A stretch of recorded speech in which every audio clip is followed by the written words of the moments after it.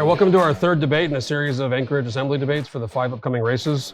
Today we're joined by incumbent Forrest Dunbar, challenger Stephanie Taylor, and Christopher Hall for the District 5 Seat H Assembly race. Before we start, I want to thank our sponsors, the IBW Local 1547, training and representing electrical and communication workers all over Alaska, Alaskans for Better Elections, working to inform people about Alaska's new voting system, and GCI providing internet, telecom, and wireless services throughout Alaska. The format's going to be an opening statement from each candidate, followed by a series of topics on issues facing Anchorage, followed by candidate questions, and then a closing statement. We drew the order at random, and we're going to start with you, Mr. Christopher Hall, for your opening statement. Thank you for having me. My name is Christopher Hall. I'm running for East Anchorage.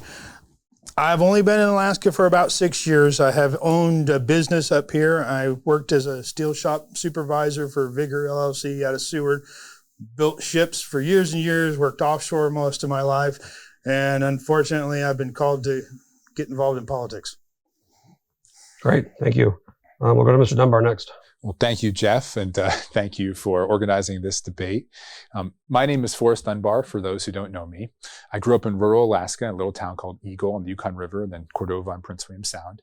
After school, I moved to East Anchorage, which is where I've lived, and I've had the honor of serving on the Anchorage Assembly for the last 6 years. Before the Anchorage Assembly, I was on the Scenic Foothills Community Council, and I helped start the Muldoon Farmers Market. I'm also an officer in the Alaska Army National Guard. During my time on the Assembly, we've added 100 new officers to the Anchorage Police Department, in addition to some non-sworn staff. We created the Mental Health First Responders Program to supplement the APD. We bought a new APD headquarters and moved it downtown. We sold MLMP and put the money into municipal trust where it can generate revenue to offset property taxes. We've also made real progress on the port, and the petroleum and cement terminal is nearing completion. So during my time on the Assembly, I've focused on public safety, on fiscal responsibility, on quality of life. And that's what I want to continue working on if I'm elected again. It's been an honor, and I'm fighting for East Anchorage, and I hope you give me a chance to continue my service. Thank you so much. Thank you, Forrest. Stephanie Taylor, your opening statement. Thank you. I'm happy to be here. Thank you for hosting this. My name is Stephanie Taylor, and I am running for Anchorage Assembly, East Anchorage, District 5. I am not a career politician. I am running because I am a concerned citizen, and I want to help move Anchorage in a different direction. Anchorage has been my home since the Air Force stationed my father here in 1970. I graduated from Diamond High School, and then I went on to earn my Bachelor of Arts degree at Seattle Pacific University. I have been a resident of East Anchorage since 1989 when I married my husband, Mike. We have 5 children, and I have spent the last 30 years or so raising our family, homeschooling our children, and doing lots of volunteer work. I decided to run for Anchorage Assembly after watching Anchorage decline over the last few years. I want to serve my community and help restore this great city. I am deeply concerned by the policies and actions of our current Assembly. As a result of their policies, hundreds of businesses, both large and small, have been lost, and our city is now deeply divided because of their actions and rhetoric. The incumbent is a career politician. Another term on the Anchorage Assembly would be a stepping stone to his next run for higher office. During his tenure on the Assembly, he has supported the mandates, lockdowns, the bag ban, the alcohol tax, the increased fuel tax, mail-in voting, power grabs, and overriding almost every veto of our current administration. He's also been a part of the majority whose policies have kept our homeless crisis stagnant or growing. I believe in limited government, personal liberty, and fiscal responsibility. Homelessness, the city budget, the Assembly's power grabs, and the mail-in election are of particular concern to me. I support freedom over force.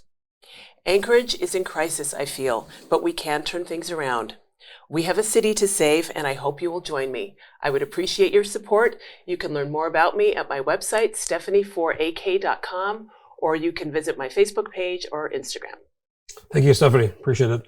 Before we get into the issues, I want to start off with the fundraising in this race has been the highest out of all the races. Forrest, you've raised over $220,000. Stephanie, you've raised almost $160,000 as of the last report. Chris, you're down there at 0 so far. Yeah, but I've raised 0. But I want to, again, start off by talking about why do you think this race, we'll start with you, Forrest, has attracted so much money? The other races have also had big donations, but this one by far is almost $400,000 combined so far. Yeah, I mean, part of it, and this is for all the races, part of it is unfortunately that the campaign donation limits were struck down. And so that brought a lot more money into the system, and the legislature hasn't fixed that. So that's brought a little bit more. I think it has to do with, so Mayor Dave Bronson has been very clear that he supports Ms. Taylor and that whole slate of people that are supported by Save Anchorage and those organizations. And they have organized a lot of money. Must Read Alaska, for example, has provided a lot of publicity for those fundraisers. And that has sent a lot of money into this race. And this race in particular, you can see, I won East Anchorage during the mayor's race, but I only won it by 3 or 4%. So it's clearly a swing district that they are targeting because they want to give the mayor, frankly, a rubber stamp. I mean, that's what they've said during their interviews. They want a slate of candidates, and they want to give the mayor much more control and power in the municipal government. And so they've targeted this race, and they've put a very large amount of money into it. Thank you, Stephanie. Why do you think there's so much money in this I race? have to disagree with almost everything he just said. I don't think the limits have been a huge factor because up until probably just a month ago, we still had the limits. It did increase from 500 to 1,000, but that was still a little. Well, no, originally when I launched my campaign, it was still 500, and then it changed to 1,000, and then recently APOC changed it to 1,500 until it was completely struck down, and they backed off on it altogether. So I don't think it's so much the limits that may have helped some, but I think there are people in Anchorage who are very unhappy with the situation. The lockdowns and the mandates went against a lot of the general public, and I think they did a lot of damage, both to businesses, to the economy, and also to students as our schools stayed locked down. There was a lot of collateral damage, and people felt that. So I think there is a groundswell. People want to see change. I am in no way a rubber stamp for the mayor. I don't think that an assembly candidate or an assembly person should be a rubber stamp, but they should also not be a constant obstacle. And this assembly has put so many roadblocks in front of this mayor. So I don't think either one is right. I am an independent free thinker, and we may be aligned on certain areas, but certainly not everything. Nobody is. So yeah, I think it's just people want change. They're unhappy with this, and they see the incumbent as a career politician, and there's a trajectory that they want to change.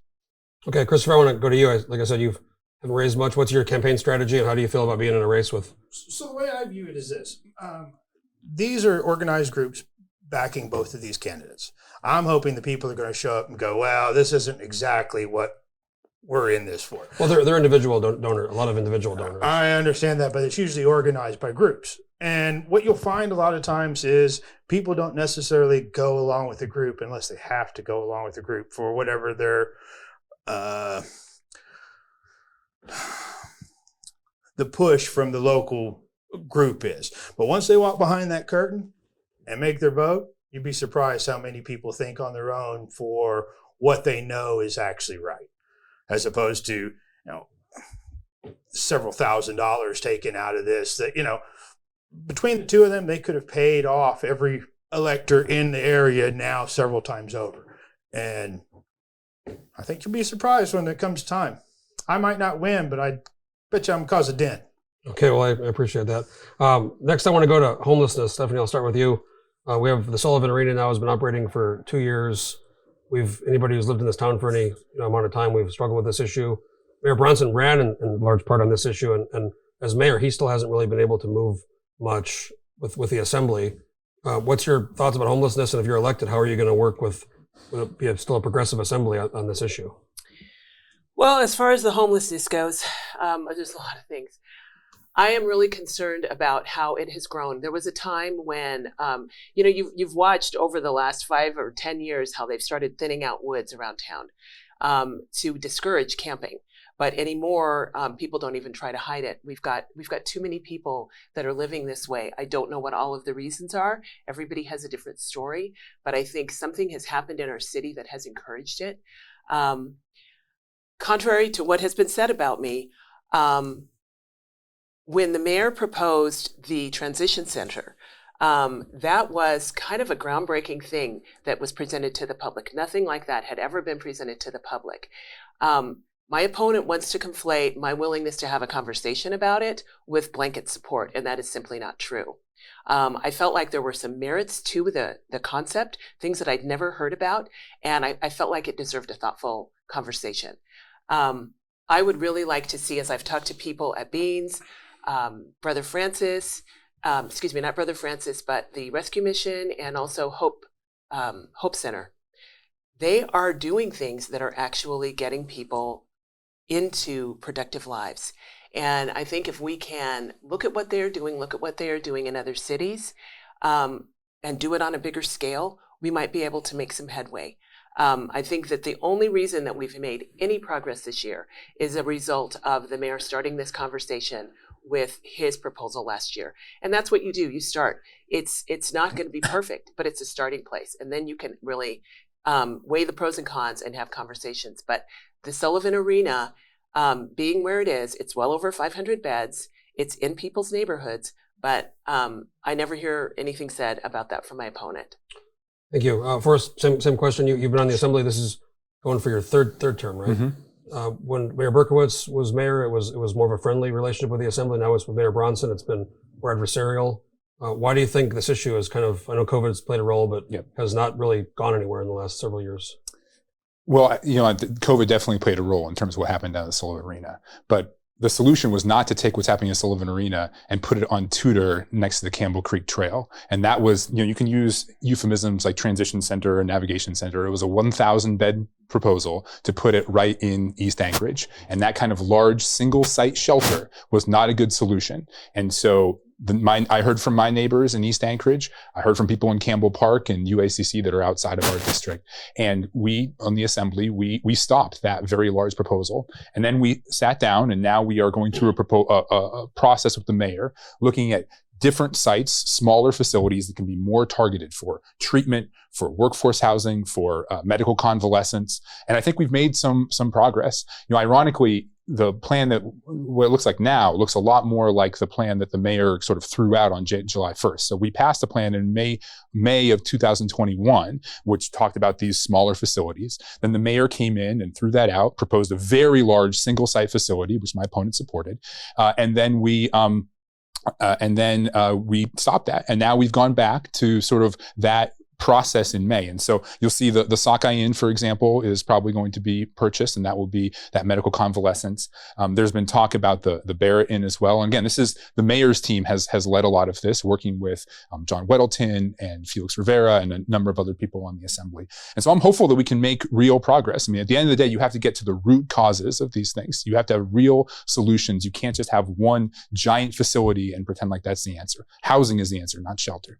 Chris, before I get to you, I'm going to let you respond, Stephanie. He said that you supported. Yeah, he keeps saying that, and I have not. I think there were some merits to it, but I think it was too big. There were a lot of things about it that weren't perfect and that needed to be rethought, but that doesn't mean I supported it. So it's really quite simple. She sent an email to the assembly in July of last year, and I quoted that in the mailer. The email said, "I support this. I support what the mayor is doing." So I'm going to give you the last word on this, 30 seconds. I think that what he was trying to do, the effort that he was trying to make, had merit. And I wanted to hear more about it. And they were shutting it down, the whole conversation. Okay, Christopher, on the homelessness issue? So history tells us you can't put a large group of people in one place and not have problems, period. It doesn't work. All the barrios, all the ghettos, all the low-income housing, it's always caused problems. So you can't put that in one location. I'm pretty sure that the APD would hate that idea. So I agree in that respect that we have to break it up. But the thing is I've actually got people off the street. I train people in trades. That's what I do. The problem is right now, half the people don't want to go into trades. Half the people don't want to stop doing drugs. Half the people don't want to stop drinking to get off the streets. And I'd like to see help other than the state and the city doing it.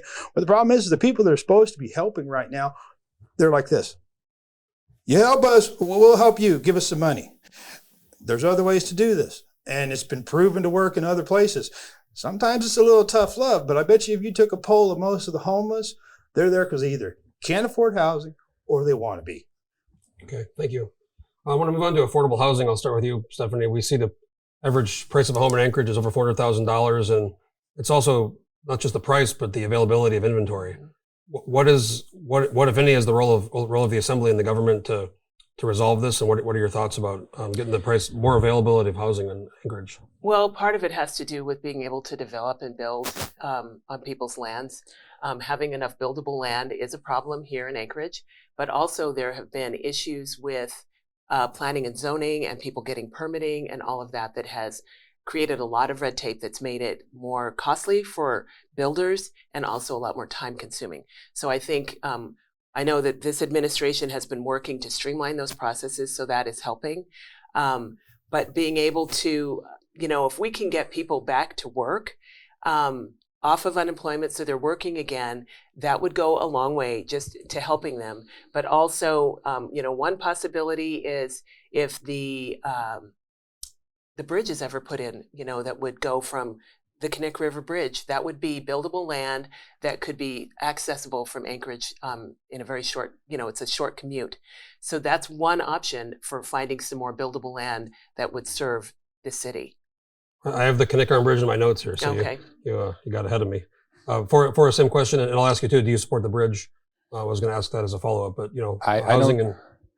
Do you want to ask the bridge question now or a little later? I think the bridge doesn't pencil, frankly. I think we've tried to do it, and I don't think it's a multi-billion-dollar, at least $1 billion project. I don't think it is very affordable. I think we could use that money elsewhere. But I will say that there is bipartisan support for, and Chris is absolutely right, affordable housing is part of the homelessness issue, but it's also an issue for everyone in our community. I'm in my mid-30s. I have a small condo. I'm looking to buy a house in the near future, and as are a lot of my friends. And they're coming in with $20,000, $30,000 over asking. They're getting beaten out by $50,000, $60,000, $70,000 over asking. It's totally unacceptable. And the only real solution is more supply. We have to build more.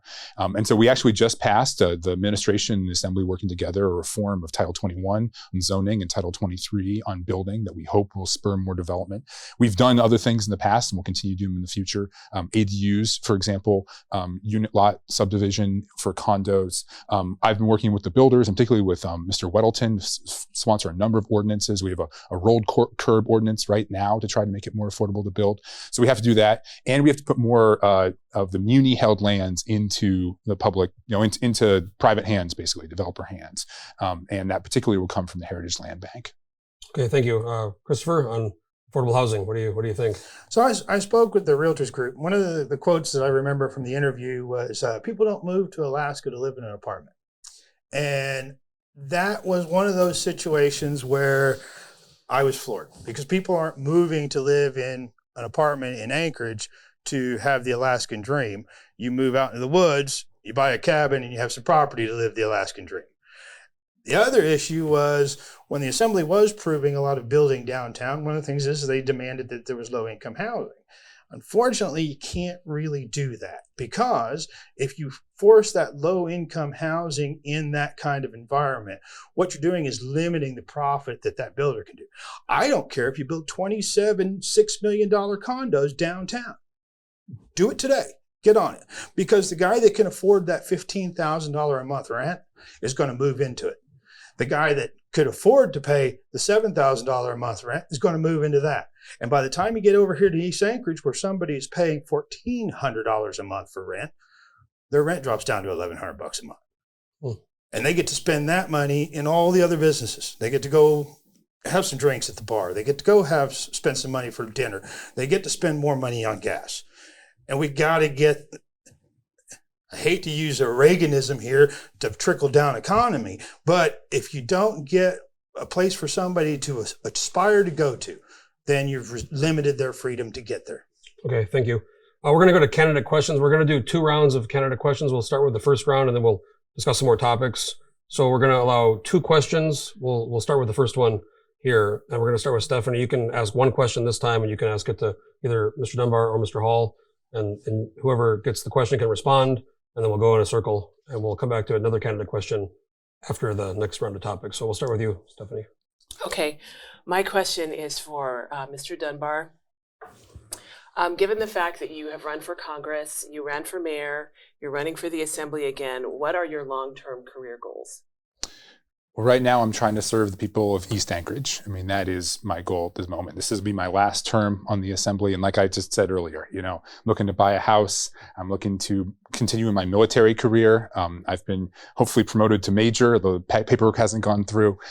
So, I'm still in my mid 30s and we'll see where my life takes me. It might lead me to run for something again, but there's also a pretty good chance that it won't. I think that you're right. I ran for mayor. That was really the job I wanted to do. That was the work, that I had prepared for on the assembly. And obviously it didn't work out. But I still feel there's good work to do on the assembly. And I want to continue fighting for the people of East Anchorage.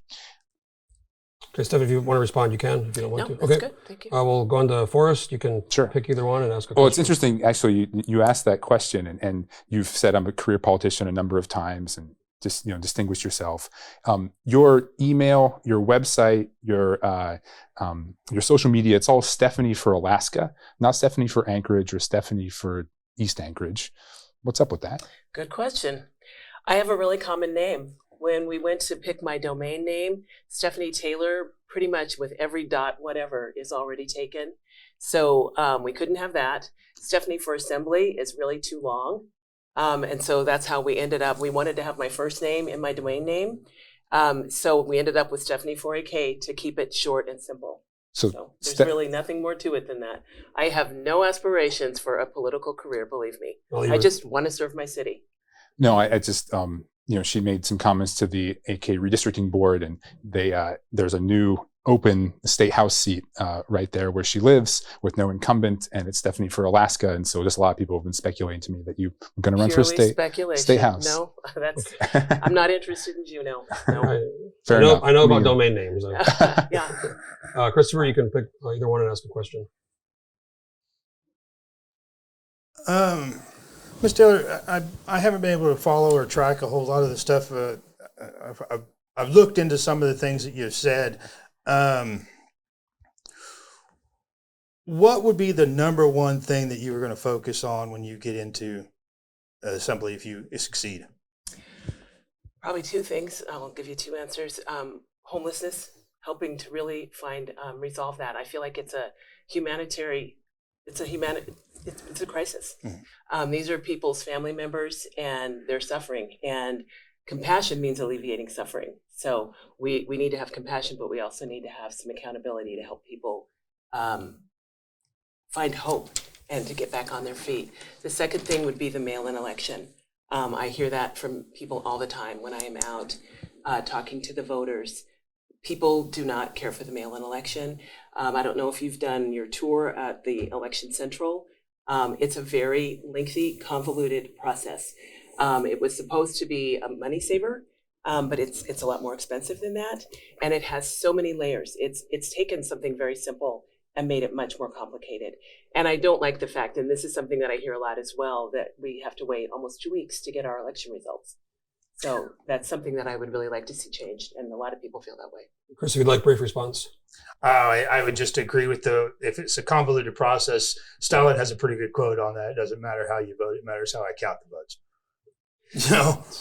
That is a quote. Okay, I want to move on to the mayor's and Anchorage Assembly's relationship. I'll start with you, Stephanie. We've seen the last several years very contentious assembly meetings within the assembly, and with the mask mandate and going back to COVID, and then now with Mayor Bronson, it's been very contentious. If you were to succeed, what is your strategy and approach to working with the assembly and the mayor and not having things be as contentious as they've been the last several years? I think a starting place is figuring out where we can all agree. I have worked with people from all different walks of life, all different value systems, whatever. Even within our own family, my husband and I kind of joke that we're the black sheep of the family because we lean very differently politically than the rest of our family. But that doesn't keep us from having good relationships, working together, and spending time together. So I think just being able to see people as people and hear what they have to say. I don't feel that the assembly does a great job of listening. And I just want to be, if you can say, okay, here's our problem. Let's agree on what the problem is, and then what are some possible ways to get to solutions where you can brainstorm together and come up with different ideas. It doesn't have to be, nearly as complicated, but I think we've got to get the politics out of the way and really look at what does this city need to thrive. Forrest, same question. You've been on the assembly for 6 years. I think since 2020, it's gotten very different than the past. Yeah. What's the solution to that, and why do you think things have gotten so contentious? No, it's a really good point. I'll say for my first 4 years on the assembly, it really wasn't like this. And, we had, and there were conservative and progressive people on the assembly, and the feel of the meetings was just very different, because most of what we're doing on the assembly is planning, zoning, drainage. It's really not national politics. And unfortunately, starting in 2020, we saw a real nationalization of the issues, coming into the assembly. Folks that were very upset, and they would come in based on, maybe there was a article written, a blog post or something like that. And usually it wasn't accurate, and it really didn't relate to what we were doing. And then, but it was a pathway to power for some, unfortunately. And that has led to really divisive politics in the assembly meetings. I'll say with the mayor and his administration, again, on most things, on most ordinances, most resolutions, they pass unanimously. The budget he presented to us, and I was the budget chair, it was, I think, $550 million. We disagreed on probably $5 million of it, right? And the rest of it passed unanimously because it was snow removal, it was parks and trails, it was things that shouldn't be contentious. So I'm hopeful that we can get back to that, and when there are things that are just for the good of the city, I don't think you'll see too much of that kind of fighting. But on the other hand, the mayor made some specific proposals. He, for example, he got rid of all of the park projects in East Anchorage, and me and Pete Peterson overrode that. He proposed this 1,000-bed facility in East Anchorage. We opposed that. If he's going to do things that specifically harm my district, then I'm going to stand up and defend my district. Okay, Christopher, on the assembly mayor relationship, what do you think? Well, that's one of the things. Everybody needs to get along, but at a certain point, it becomes animosity. It's no longer a compromise situation. When that happens, you have to change the people involved. It's not, you don't get to go, okay, everybody, your respective corners, take a time out and let's come back thinking about it. Usually you got to throw them out. Okay, thank you, Chris. We're going to go to our second round of candidate questions. Same as before, same format. We'll start with Forrest this time, and again, you can pick Stephanie or Chris, and it'll be a brief response for whoever gets the question. Sure. So Stephanie, you didn't serve on a community council before, and I understand that. And I didn't really see you at community councils before this election. But even since you've started running, I rarely see you at community councils, and I'm just wondering sort of why that is. Do you not enjoy them, or do you prefer not to go? I've been to community councils on and off through the years, in particular the last few years since I've been district secretary. I think I've been district secretary for District 15 for the last 2 or 3 years. I'm sorry, district secretary of what? House District 15? For the party? The Republican Party? Yes. I've also been involved with, we started our neighborhood watch in our neighborhood, and doing different things with that. So my time on the community councils has varied over the last few years, but I've been there and I've been paying attention to what they're doing. So, Where's brief response? No, it's just I do appreciate that. I just have to say, like, it's just interesting. And even now that you're running, for example, we just had one last week, the Russian Jack Community Council, and I thought I'd see you there. And that was sort of the background I had, and I think it provides a good grounding for the issues that we work on the assembly. Sometimes there are conflicts, so I can't always be there, and there are a lot of them. Okay, we'll move on to you, Chris. Either candidate, you can ask a question. I don't have one at the moment. Okay, pass. Okay, pass. That's actually, that was an option? I guess it is, yeah. No, just kidding. We'll go back to you, Stephanie. I am just curious, Forrest, what was the last book that you read? Why? Oh, it was a book called Hyperion. It's a classic sort of science fiction. So, the assembly, you're drinking from a fire hose. You're just reading documents after documents after documents. A lot of, again, it's not sexy national politics stuff. It's these big packets. And so when I read for pleasure, it's usually science fiction or fantasy, something that's a little bit lighter. But Hyperion was excellent. I highly recommend people read it. You want to respond with book? What I've read? Yeah, if you want to. The last book I read was, it's called Black Rednecks and White Liberals by Thomas Sowell. And it was just kind of talking about the culture and some of the the history behind some of the culture that we see in the different communities in our country. Do a real quick plug for Landmine Book Club. If you're watching this, go to alaskalandmine.com/Landmine Book Club, and we're reading a book every month. So I'll just throw that in there. Scott laughing back there. So I want to go to the next topic. I want to talk about the body cams. Right now, the Assembly has been discussing this. The voters approved a bond. Is it? I'll start with you, Forrest. Is it up to the APD? Is it up to the Assembly and the mayor? Do you support the body cams? And then who's it ultimately up to put in these body cams to decide? For sure. And to be clear, it wasn't a bond exactly. It was I think it's called a special tax levy. So it's ongoing as opposed to one-time funds that the voters approved last year. And I think, we've had a number of meetings with Chief Curl and others. And he said, he understands people's frustrations. Like, it's really taken too long. The policy has. And in some ways, the technology is the easy part, and the money is there for some of the technology, although we're realizing that the storage costs an awful lot of money. And we have to have staff to do things like redactions. Right now, they're grappling with the legal challenges associated with unique privacy protections in Alaska. So Alaska has some of the strongest privacy protections in the United States.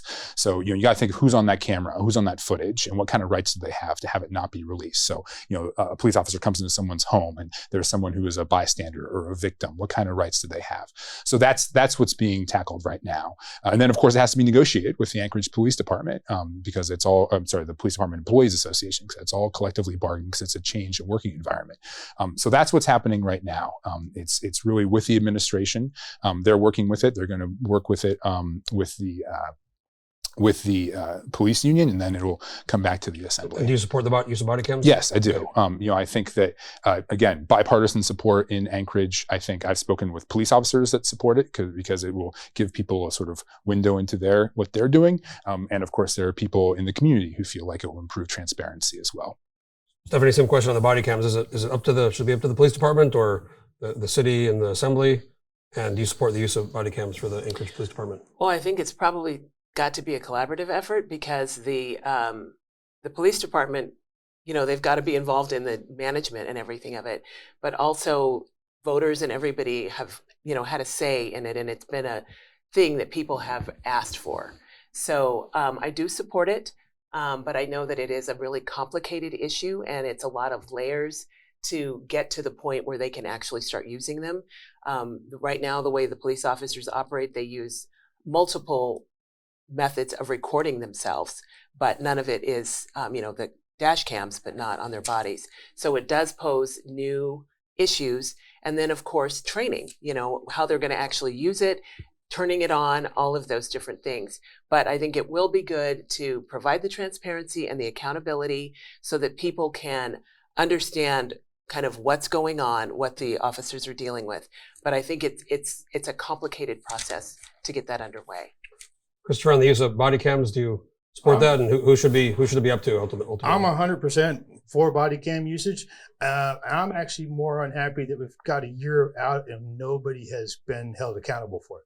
Because, I promise you, if I take a year to not show up to court, there's big problems, right? So somebody needs to be dragged into the street and talked to about this thing, because this has gone too far. When you talk about a year to determine policy, we got attorneys for that. And that shouldn't take more than a quarter. There's other states that have done this. There's other places that have done this. There's somebody that needs to be held accountable for it. And as far as the privacy issues go with that, there was a case on Kenai where a gentleman, I don't know, he could be a dirtbag, killed his wife in his house, and it was recorded on his personal security cameras. They immediately took that into court. The police confiscated that and took it into court and used it as evidence against him. Seems like there's not a whole lot of privacy to worry about. Yeah, it's a good point. Christopher, thank you. I want to go on. Stephanie, I'll start with you. You mentioned the vote by mail that was implemented in 2018. And I do want to say it was implemented over a process, and it wasn't, in some cases with COVID, some states happened very quickly. So it was a process that was implemented. It's been in place for going on 5 years. It sounds like you don't support that. If we were to go back to vote in person and absentee, how would you propose doing that with funding? And then, why don't you support the vote by mail? Okay, there was a couple different questions in there. I would support going back to in person, and I think moving it back to November would be ideal. With the ranked choice voting, that gets complicated how that would work. But, it was back in the 90s when it was switched from municipal elections used to always be held in November at the same time as state elections. So it was kind of one and done. And I know part of the thinking behind it was such a big ballot. But ever since it's been changed, we consistently have lower voter turnout in the spring. So I think having it once, and if we combine it with the state, there will be a lot of cost savings right there. And people can, absentee by request was never an issue before. So I think that it's really about simplifying the process. When I did election observation, I did it for the state election, and then I did it for the municipal election. There's so many steps, and there are so many places for error or for interpretation. It's subjective in a lot of ways, and that's concerning. And I'll just add, several years ago, Chris Birch, when he was on the assembly, who passed away, he did try to do that. So that's been in discussion for years ago, but that was a point of discussion several years ago. Forrest, I'll go to you on the vote by mail. Did you support that when it was put in place? Do you support it? And just your thoughts on vote by mail. I did support it. I believe it passed unanimously. I could be mistaken about that, but it was bipartisan. I remember that Amy Domboski, when she was on the assembly, had done work on it as well. And it was seen as a way to increase voter turnout, and it has. It has tremendously increased voter turnout, and so in that way, it's been a real success. And I speak with people, particularly seniors and people who have mobility issues, for whom they really like vote by mail, and just the average family. You can have it there on your kitchen counter. You can go through the. Remember, we have a lot of initiatives. We have a lot of ballot propositions and bonds, and people want to be able to read them and take their time. And then usually, now it usually goes to a drop box as opposed to actually being mailed. And so sometimes they call it vote at home as opposed to vote by mail. So I think it's worked actually really well in increasing turnout. It is a little bit more complex, but let's not downplay how complex the poll-based system can be too. And there were machines that we were borrowing from the state, and that was one of the reasons why they didn't go back to November, because we were using the state machines for the in-person ballots. And so, no, I think that we should continue with vote by mail. I think it has increased turnout. I think it works well. It is secure, and we have a really detailed processes. I would recommend, as Stephanie did, that people do take the tour down at the clerk's, the vote election center, because I think it does demystify things a lot. And do you support moving it to November, or do you like it in April? I think that would be a real challenge now, given that they have ranked choice voting and we have vote by mail. And so if you were to try to do that simultaneously in November, I think you cause a lot of confusion. That'd be pretty confusing with two different formats of voting. So yeah, good point. Christopher, on the vote by mail, do you support that? And the problem I have with the vote by mail is we already have an established system to guarantee an individual is the person that they say they are just by their application for the PFD. That could have easily been put online, but they're complicating it and they're drawing it out just for a paperwork thing that is not so much as a paperwork trail anymore. Because once you separate the ballot from the individual, it's no longer trackable like it used to be. But we have various ways to make voting a lot easier, more efficient, and I would like to see it based in November, simply because the one time a year is less of a hassle than going 2 or 3 times a year to handle all this stuff. I mean, we had to pass a law to make sure Congress showed up twice a year. You'd think that it's a long time ago, back in the history of the day, because it took 3 months to get to Washington. So, going way back. Yeah, going way back. But that's the point. We change with the times, and we got to adapt. Okay, thank you. I'm going to do one more topic, I guess, or question for everybody, and then we'll go to closing statements. Okay. We'll start with you, Christopher. What do you see as right now the top 3 issues facing the city and specifically the assembly? My number one issue is housing. We have got to get housing to a level where we can start bringing in our temporary workers in the summertime. We've got to get rid of all the Airbnbs taking up the housing during the wintertime because people can't afford to stay in Alaska. I've worked in the trades for a lot of years, and I think that one issue, if we got housing fixed, would fix a ridiculous number of our problems. Number one is our trades. The police union. They can't get enough people to work as police officers right now. Why? That's a skilled trade. It's one of the highest paid trades that we have up here, and they can't get people to do the job. There's two reasons why. Either there's nobody skilled enough to do it, or they've got such a bad image problem that they can't fix it. And we've got to get both of those fixed.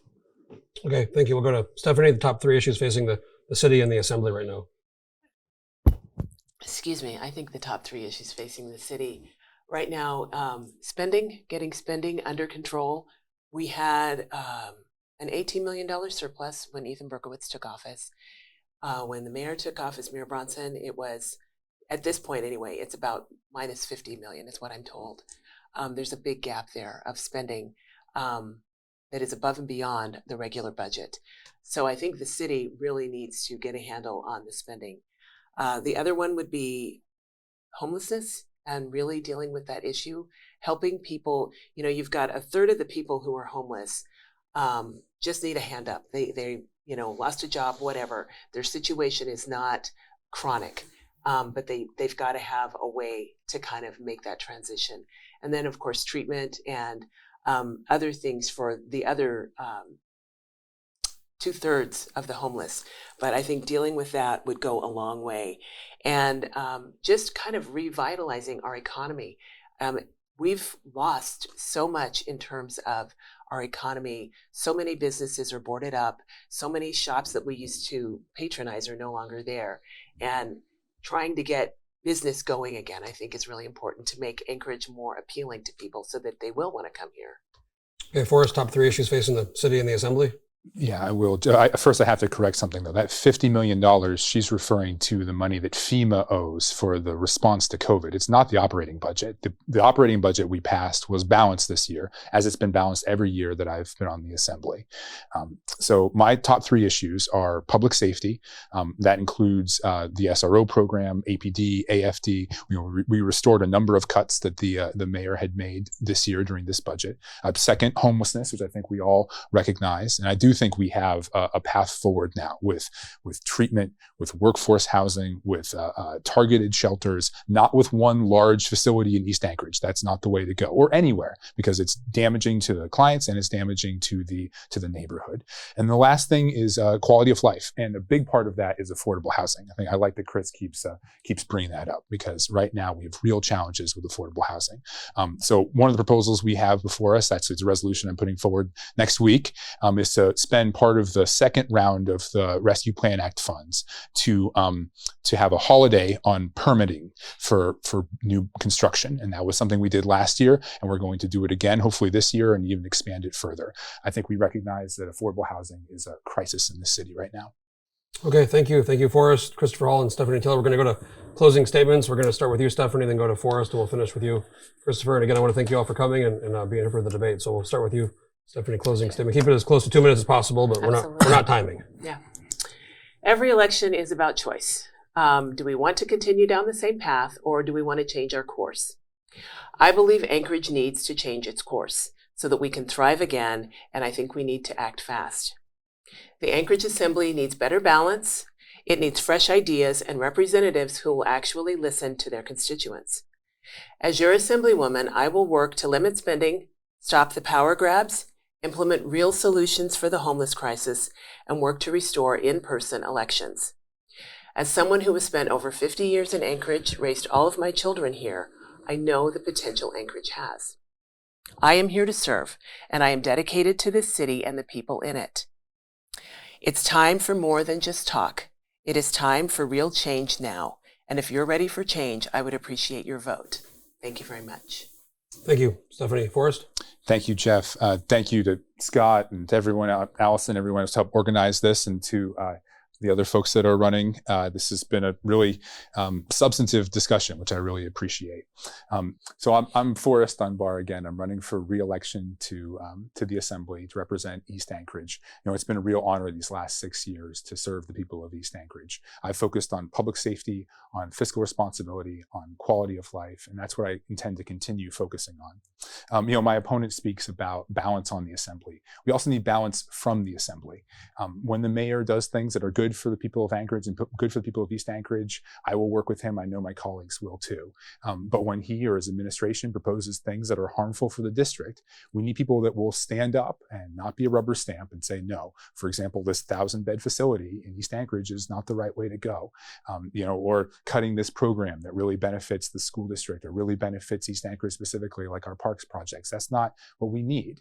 I think we all want to see a better Anchorage. We all want to see continued economic development.